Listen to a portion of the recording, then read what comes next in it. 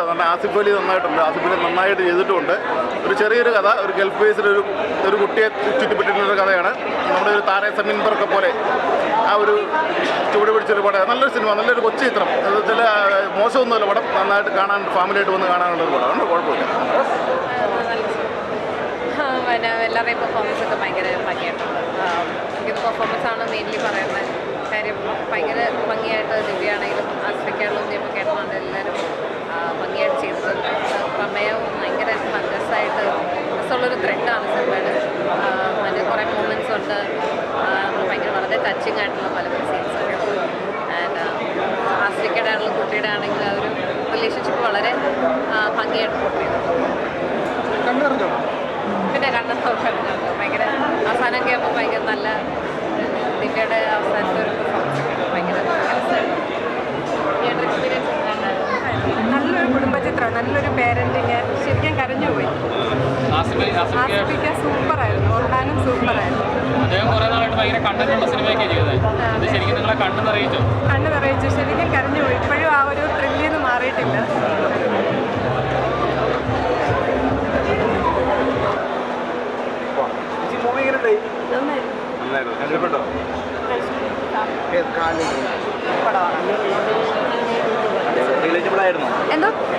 Relatable ആയിരുന്നോ പണം?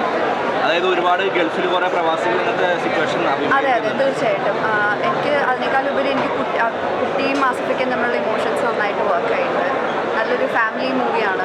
Plus പാരൻറ്റിങ്ങിനെയൊക്കെ പറ്റി പറയുന്നത് നല്ല മൂവി. ഒത്തിരി ഇഷ്ടമായി. ഫീലിങ്സ് എന്ന് പറഞ്ഞാൽ അമ്മയോട് മാത്രമായിരിക്കത്തില്ല. നല്ല അടിപൊളി ഒരു മൂവി. എല്ലാവരും തിയേറ്ററിൽ തന്നെ കാണാൻ ശ്രമിക്കുക. നല്ലൊരു ചെറിയ ഫാമിലി മൂവി.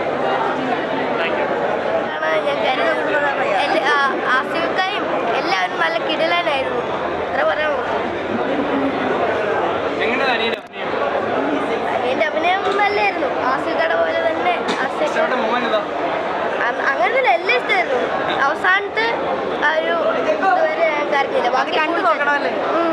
എല്ലാവരും പോയി കാണണം. അത് ഫീൽ ചെയ്യണേ. ഫ്ലിപ്പ് ചെയ്തില്ലേ? ഇല്ല,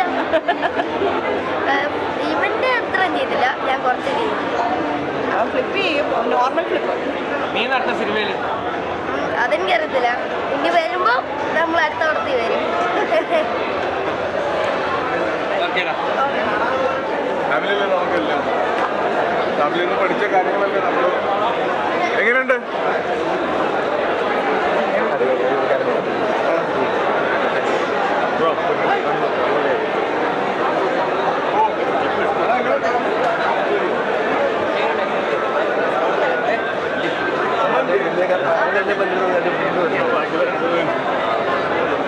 അതാ ചെല്ലു അവിടെ പോകും.